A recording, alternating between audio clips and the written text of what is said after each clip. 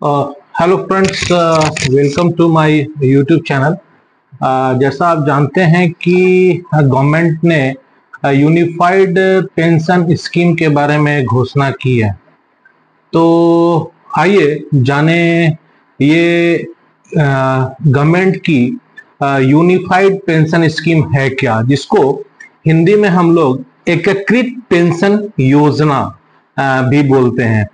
तो ये एकीकृत पेंशन योजना की मोहर मिल चुकी है और ये केंद्रीय कैबिनेट की जो मुहर है वो मिल चुकी है।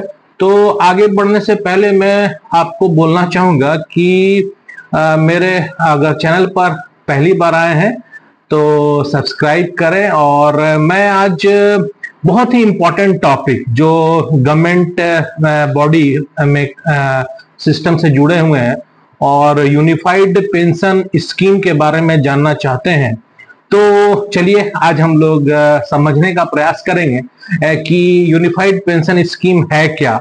और अगर आप कुछ ऐड करना चाहते हैं, कुछ बताना मुझे चाहते हैं, तो कमेंट्स के माध्यम से आप मुझे बताएं कि मैं अगर कहीं पर हो सकता है कि मुझे कहीं पर मैं लैग कर रहा हूं, तो वो बात मैं आपसे रिक्वेस्ट करूंगा कि वो आप जरूर कमेंट्स करके बताएं, है ना। तो चलिए, तो आगे हम लोग शुरू करते हैं। यूनिफाइड पेंशन स्कीम है क्या। तो मैं देखिए एक चीज और बोल रहा हूं, मैं हिंदी में भी बोलूंगा थोड़ा और थोड़ा इंग्लिश में भी एक्सप्लेन करूंगा, ठीक है ना। तो देखिए, तो जो पहला पॉइंट है, we should know 5 points of unified pension scheme. तो friends, PM approved the unified pension scheme. This step is aimed at providing the assured pensions, family pensions and minimum pensions to the government employees. ये basically क्या है कि ये assured pension माने आपको surety है कि आपको ये एश्योर्ड पेंशन और आपको फैमिली पेंशन भी दी जाएगी, सुविधा दी जाएगी। तो पहला इसका 5 फीचर्स है ना। We should know the what are the 5 features, और हम लोग को ये जानना चाहिए कि वो पहला कौन सा फीचर्स है। तो आप जो सबसे पहला इंपॉर्टेंट पॉइंट है मैं बोलने जा रहा हूं कि जो स्टेट की फीचर्स, जो पहला इंपॉर्टेंट पॉइंट है, ध्यान दीजिएगा, बहुत ही इंपॉर्टेंट पॉइंट है। मैं पहले इंग्लिश में बोल रहा हूं, इसे पढ़ूंगा, फिर हम लोग आपस में डिस्कस करेंगे। और कहीं लगता है कि मैं कहीं पर चूक रहा हूं तो प्लीज कमेंट्स के माध्यम से बताएं, ठीक है। तो the first feature, the key feature in nutshell, under this scheme retirees will receive a pension amounting to 50% of the average basic pay drawn over the last 12 months prior to retirement for a minimum qualifying service of 25 years. The pension will be proportionate for those with the shorter service period with a minimum requirement of 10 years of service. देखिए ये बहुत important point है। इसमें है जो सबसे बड़ी बात है कि जो रिटायर जो करेंगे वो पेंशन का will receive a pension amounting to 50% of the average basic pay. जैसे आपने रिटायर किया है ना, तो आपका जो एवरेज बेसिक पे है, एवरेज बेसिक पे है ना, तो बेसिक पे और ग्रॉस पे में बहुत डिफरेंस होता है, आप ध्यान दीजिएगा। आप अपने बेसिक पे में, बेसिक पे होता है, डीए होता है, एचआरए होता है, कन्वेंस होता है, बहुत सारा सैलरी का पार्ट होता है। तो पहला जो पार्ट है बेसिक पे, है ना, तो बेसिक पे का 50%, बेसिक पे का 50% of the average basic pay drawn over the last 12 months prior to the retirement. जो आपने आखिरी के 12 महीने हैं रिटायरमेंट से पहले के, उसका एवरेज निकाला जाएगा। जो बेसिक पे है, जैसे आपका सपोज कीजिए जनवरी में बेसिक पे था 5,000 रुपया, ठीक है, और फरवरी में बेसिक पे आपका मानते हैं वो 6,000 हो गया। बेसिक पे 5,000 फिर 6,000, इस तरह से दिसंबर तक 12 महीने का वो एवरेज निकालेगा, बेसिक पे का वो एवरेज निकालेगा। ध्यान दीजिएगा, बेसिक पे का एवरेज निकालेगा। अगर आपकी रिटायरमेंट अप्रैल में है तो पिछले अप्रैल से वो काउंट करेगा, है ना, पिछला अप्रैल से, अप्रैल मई जून जुलाई अगस्त सितंबर, वो 12th मंथ का बेसिक पे को काउंट करेगा, ठीक है, और 50% उसका लेगा। 50% ऑफ द एवरेज बेसिक पे, जो भी बेसिक पे है उसका कितना 50% वो काउंट करेगा। और इसमें एक कंडीशन और भी लगा हुआ, for a minimum qualifying service of 25 years. अगर आपने 25 साल काम किया है तो the pension will be proportionate for those with shorter service period with A minimum requirement of 10 years of service. और जो आप भी जानते हैं कि 10 ईयर्स का सर्विस होगा, तो you are eligible for pension. तो ये 10 ईयर के सर्विस होने पर आप पेंशन के लिए एलिजिबिलिटी बनती है। अगर 10 से ज्यादा है, सपोज कीजिए 15 साल आपने जॉब किया तो 16 साल जॉब किया, तब क्या होगा, उसमें ये कंडीशन दिया हुआ है कि वो प्रोपोर्शनेट करेंगे, वो करेंगे, तब वो प्रोपोर्शनेट करके निकलेगा, ठीक है। और अगर आपने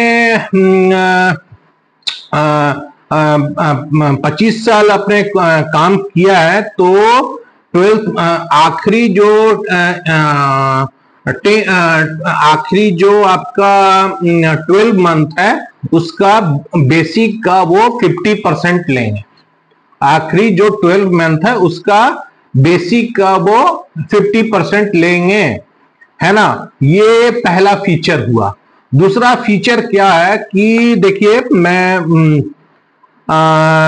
12th, देखिए अब हिंदी में और मैं और क्लियर आपको कर रहा हूं। 12th माह के बेसिक वेतन का 50% पेंशन के रूप में मिलेगा, ठीक है ना। बहुत ही कॉमन एक साधारण एक हिंदी के बहुत ही अच्छा लैंग्वेज में आपको एकदम कम शब्दों में बता रहा हूं कि 12 माह के बेसिक वेतन का 50% पेंशन के रूप में मिलेगा, ठीक है। इसकी योग्यता के लिए कर्मचारी कम से कम 25 साल की नौकरी करना अनिवार्य है, और 25 साल से कम लेकिन 10 साल से ज्यादा की नौकरी होने पर पेंशन आनुपातिक रूप से कम हो जाएगी, जो मैंने आपको अभी बताया। तो उम्मीद है फ्रेंड्स की जो पहला पॉइंट है यूनिफाइड पेंशन स्कीम के बारे में आपको क्लियर हो गया होगा।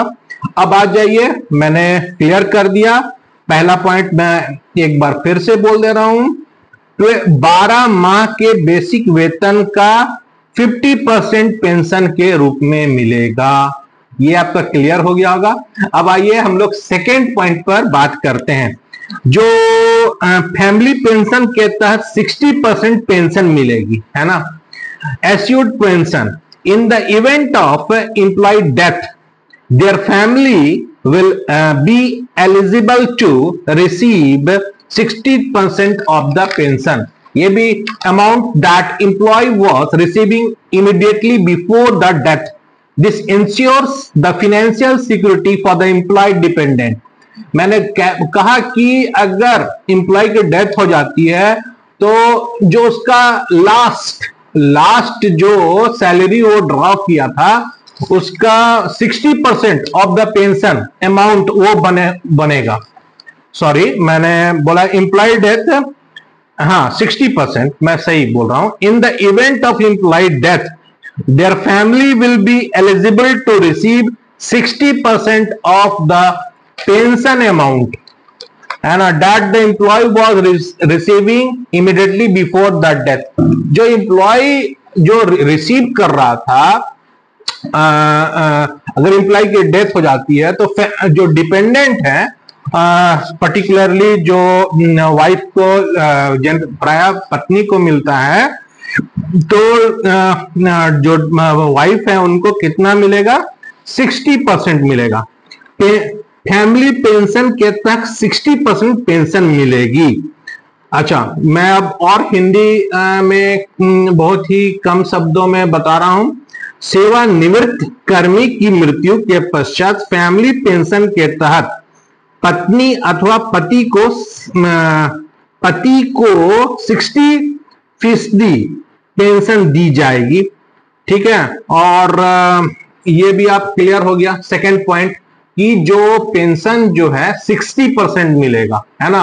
अगर किसी की वाइफ जॉब करती है और उसके हस्बैंड उस पर डिपेंडेंट है, तो उस केस में वो 60%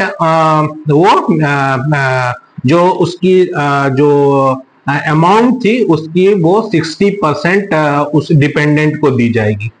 ये भी क्लियर हो गया होगा second point unified pension scheme में। अच्छा, और जो third which is very important and you should know what is the third point, that third point is that the new scheme generates a minimum pension of 10,000 per month after a minimum of 10 years of service. That no कम से कम आपको अगर pension आपको मिलेगी तो 10 years की अब सर्विस हो जाती है तो आपको क्या है, मिनिमम जो अमाउंट है 10,000 आपको मिलेंगे ही मिलेंगे। ये थर्ड पॉइंट है यूनिफाइड पेंशन स्कीम का। ये बहुत you should know about the point. And the fourth point, that is the very important point, inflation indexation. What is inflation indexation? अब आप जानिए इन्फ्लेशन इंडेक्सेशन जो है, जो fourth point which is very important and you should know about the fourth point, that is inflation indexation. तो है क्या inflation indexation? देखिए, इन्फ्लेशन इंडेक्सेशन जो है वो कोई नया नहीं है, and you people are aware of inflation indexation, that it is even applicable in that the pension, the old pension scheme. It is also applicable in the old pension scheme, that is the inflation indexation. जैसे आप, मैं साधारण अब common language में आपको बोल रहा हूं कि आपने सुना होगा कि पेंशन जो है जनवरी में एक बार बढ़ता है और एक बार जुलाई में बढ़ता है। दिस इसी को आप जानो, एक बार 1 जनवरी से बढ़ती है ना वो, और नेक्स्ट जो है जुलाई में बढ़ती है। तो inflation index, this inflation indexation यही हुआ कि वो 2 बार आपको साल में वो बढ़ेगा। The assured pension family pension and the minimum will be index to inflation. ये तो क्लियर हो गया कि इन्फ्लेशन इंडेक्स टू इन्फ्लेशन वो कितना बढ़ेगा, साल में 2 बार बढ़ता है ना। अब पुराने पेंशन स्कीम में भी साल में 2 बार बढ़ता था, तो साल में जब 2 बार बढ़ता था तो वो एक बार जनवरी में बढ़ता था, वो एक बार जुलाई में बढ़ता था। तो ये पिछले वाले भी जितने भी पेंशन है उसमें भी एप्लीकेबल था और ये यूनिफाइड पेंशन स्कीम में भी एप्लीकेबल रहेगा। अच्छा, अब the fourth point is about the dearness relief. देखिए, 4 पॉइंट जो है ना डियरनेस रिलीफ के बारे में। This will be based on the all India consumer price index. अब ये बोल रहे हैं, ये जो है कंज्यूमर प्राइस इंडेक्स पर डिपेंड करेगा for the industrial worker similar to the provision for serving the employees.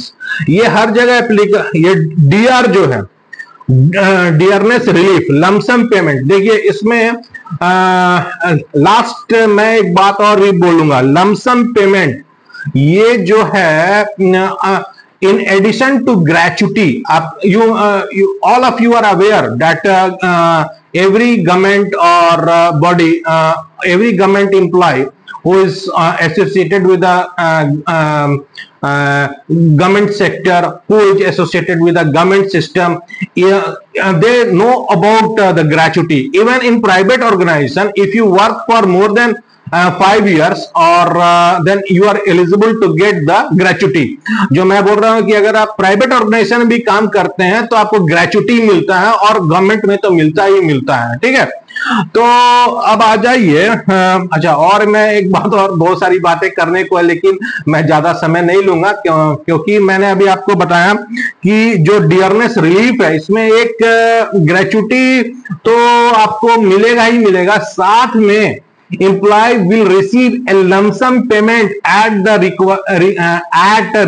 retirement equivalent to 1/10 of their monthly emoluments, pay plus DA of the retirement date for every completed 6 months of service. This payment will not affect the amount of the assured pension. ये बहुत ही important point है, ये नया चीज है कि आपको gratuity के अलावा एक मोटा अमाउंट और भी मिलेगा जो कि 1/10 होगा पे प्लस ग्रेचुटी का, है ना। इसमें मैं इस पॉइंट पर जो इस पर अगर कोई कमेंट्स करना चाहेंगे तो प्लीज, अगर आप मेरे चैनल पर आए हैं तो ये पॉइंट्स पर आप कमेंट कर सकते हैं कि ये पॉइंट और भी क्लैरिफाई कीजिए आप। अगर आप कोई जानकार व्यक्ति है, वो मेरे चैनल पर आए हैं और उन्हें अच्छी नॉलेज है, तो मैं रिक्वेस्ट करूंगा कमेंट्स के माध्यम से इसमें एक चीज और कीजिएगा कि मैं बहुत जगह देखा हूं, बहुत सारे और भी जगह मैं देखा हूं, तो इसमें ये पॉइंट मुझे उतना जो 1 मिनट मैं आपको बता रहा हूं कि ग्रेचुटी के अलावा भी एक पेमेंट मोटे तौर पर मिलेगा। तो ये जो है इन lump sum payment of retirement equivalent to 1/10 of their monthly emoluments or pay plus DA as of the retirement date for every completed 6 month of service. यानी कि हर 6 मंथ का जो सर्विस है, उस जैसे आपने 10 साल काम किया तो हर 6 मंथ का जो हर 6 मंथ पर एक अमाउंट बनेगा, वो आपको रिटायरमेंट के समय मिलेगा। और अगर मैं फिर से आपसे रिक्वेस्ट कर रहा हूं, इसको और भी आप क्लैरिफाई करना चाहें तो कमेंट्स के माध्यम से आप क्लैरिफाई करें। और मैं बहुत सारा वीडियो लाता हूं और ये मेरा यूनिफाइड पेंशन स्कीम पर एक मैं वीडियो बनाया हूं, तो मैं चाहूंगा कि आप जो भी आपकी बातें हैं वो कमेंट्स के माध्यम से शेयर करें, मेरा भी नॉलेज बढ़ेगा और आप लोग का तो बढ़ेगा ही बढ़ेगा। तो प्लीज इसी के साथ मैं आपको प्रणाम करके फिर मिलेंगे नेक्स्ट वीडियो में। Thank you.